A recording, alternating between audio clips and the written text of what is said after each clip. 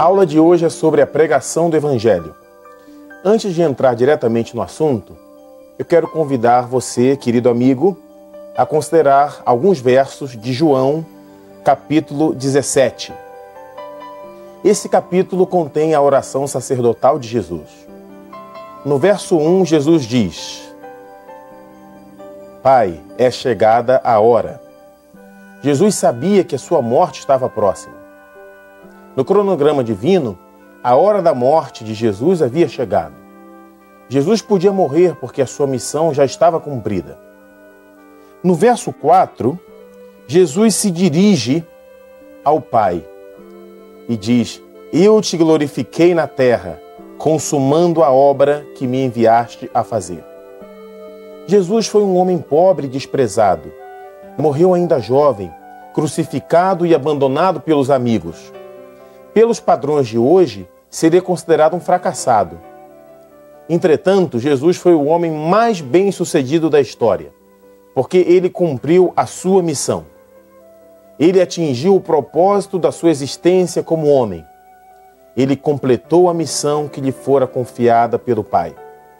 Voltando a João no capítulo 17, nós vamos ver nos versos seguintes que Jesus direciona a sua preocupação aos seus seguidores.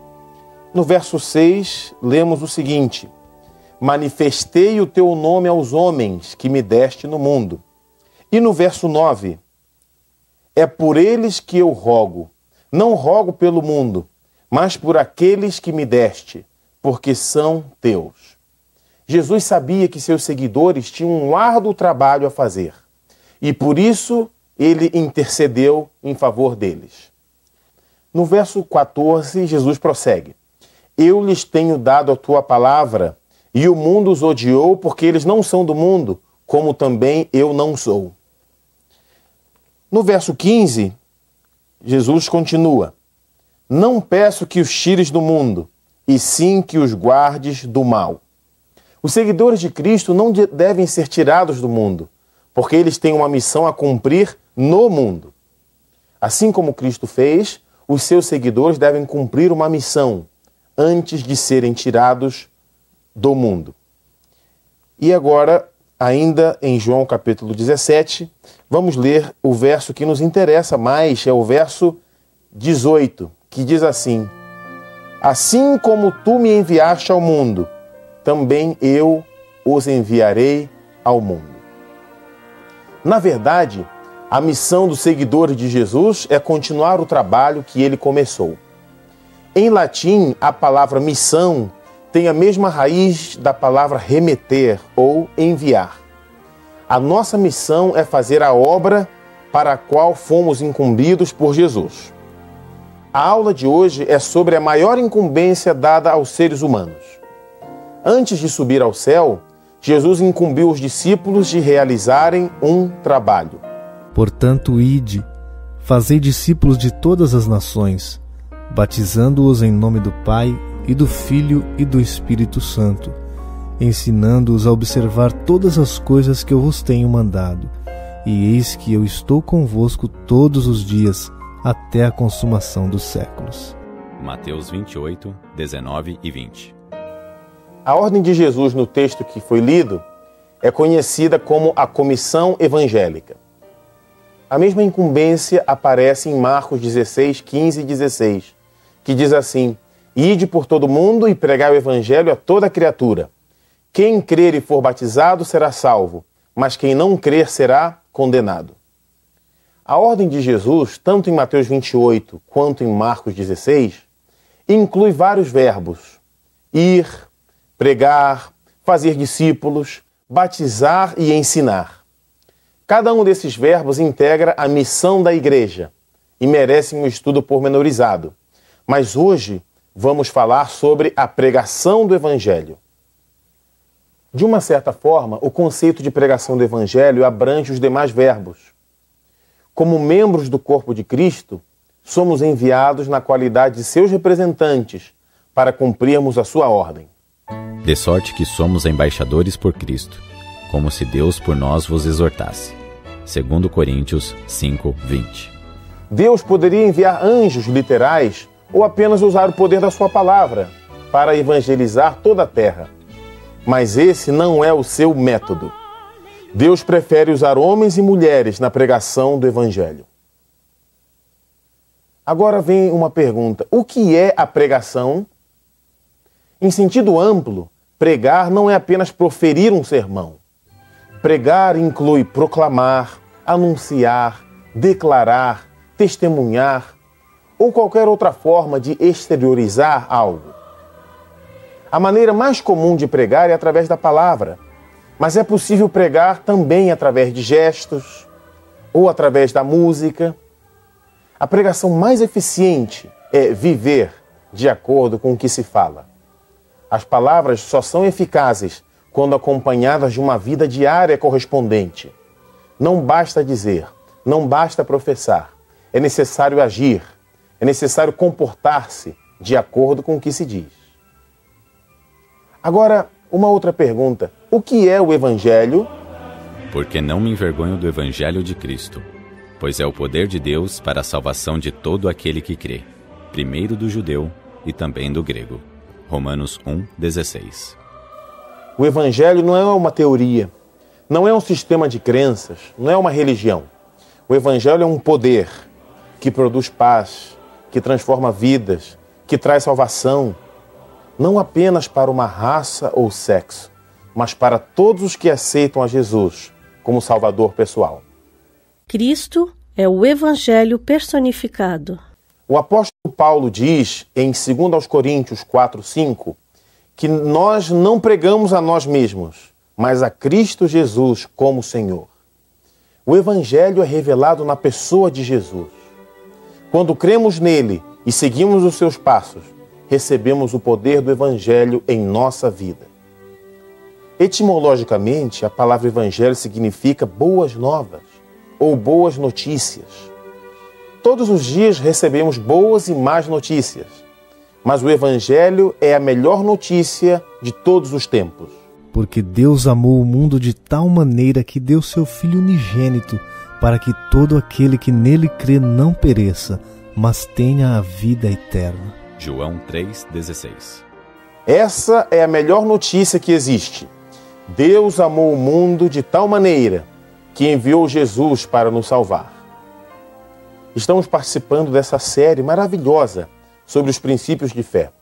Já estudamos vários pontos doutrinários, mas nenhuma doutrina tem valor sem o Evangelho.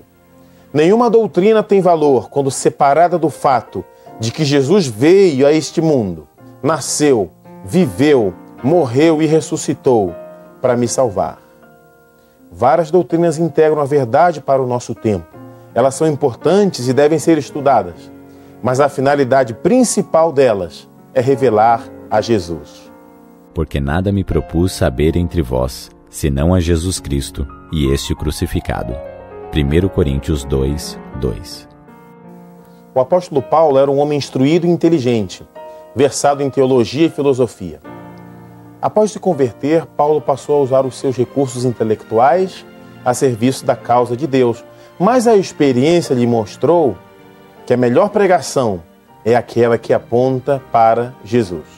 Nunca se deve pregar um sermão sem apresentar a Cristo e Ele crucificado como a base do Evangelho. Um pensamento da escritora Ellen White diz assim: suspenso na cruz, Cristo era o Evangelho. De fato, não existe Evangelho sem Jesus. Ele é o centro em torno do qual devem gravitar o nosso comportamento, a nossa pregação, enfim, toda a nossa vida. O conteúdo do Evangelho está revelado na Palavra de Deus.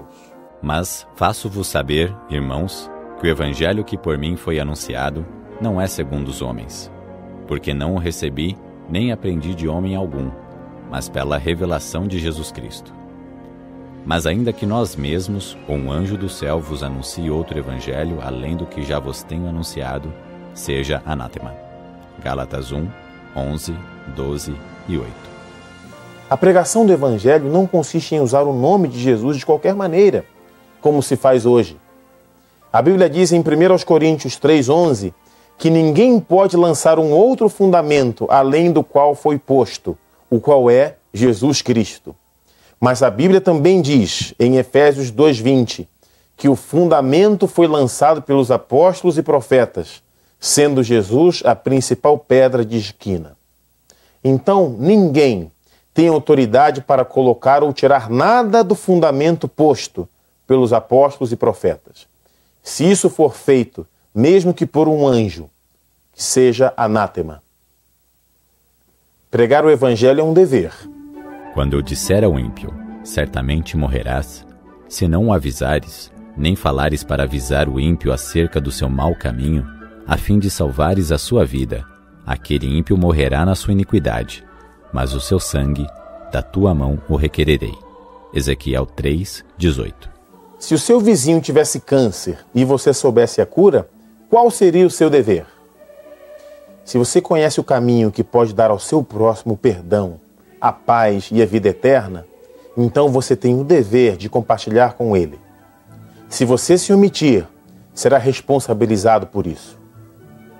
Pode ser que nesse momento você esteja pensando, mas eu não sei pregar. Não se preocupe, Moisés e Isaías também não sabiam. Vamos descobrir quem pode lhe dar poder para pregar o Evangelho. Mas recebereis a virtude do Espírito Santo, que há de vir sobre vós, e ser-me-eis testemunhas, tanto em Jerusalém como em toda a Judéia e Samaria, e até aos confins da terra. Atos 1:8. De nós mesmos não temos poder para pregar o Evangelho como convém. Os recursos da oratória, a capacidade de argumentação, a boa aparência, tudo isso é útil, mas não suficiente. Após a partida de Jesus, os discípulos permaneceram unânimes em oração, buscando a presença do Espírito Santo. E no dia de Pentecostes, o Espírito Santo desceu sobre eles em plenitude, e o Evangelho foi pregado com grande poder. Milhares de almas se converteram em poucos dias, e a palavra de Deus foi espalhada até os confins da terra. A pregação do Evangelho só alcança sucesso quando impregnada pela inspiração do Espírito Santo. Vamos ver agora que a segunda vinda de Jesus depende da pregação do Evangelho. E este Evangelho do Reino será pregado em todo o mundo, em testemunho a todas as nações, e então virá o fim. Mateus 24:14. No capítulo 24 de Mateus, Jesus fala sobre a sua segunda vinda e o fim do mundo. Dentre os sinais da vinda de Jesus, um se destaca: a pregação do Evangelho. O Evangelho será pregado no mundo inteiro e somente então virá o fim. Em outras palavras, ao pregar o Evangelho, estamos apressando a vinda de Jesus. O texto que lemos não se aplica apenas à pregação em países pagãos. É verdade que muitas nações que não conheciam a palavra de Deus estão abrindo as portas para a pregação do Evangelho. Isso também cumpre a profecia de Mateus 24:14. Entretanto, pode ser que na sua vizinhança, na sua escola, no seu trabalho ou mesmo na sua família, existam pessoas que precisam ouvir o Evangelho, que precisam ouvir que Jesus as ama e que morreu por elas.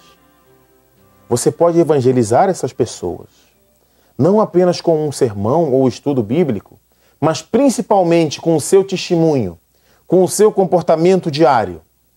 As pessoas verão a sua conduta e serão atraídas a Jesus. O Senhor procura pessoas dispostas a espalhar as boas novas. A Bíblia diz em Romanos 10:15 que ninguém pode crer se não ouve, mas ninguém pode ouvir se não há quem pregue. E o texto termina com uma bênção pronunciada sobre os pregadores do Evangelho. Quão formosos são os pés dos que anunciam as boas novas. Que essa bênção seja estendida a mim e a você, querido amigo. Amém. Servos de Deus, a buzina tocai, breve Jesus voltará. A todo mundo a mensagem levar, breve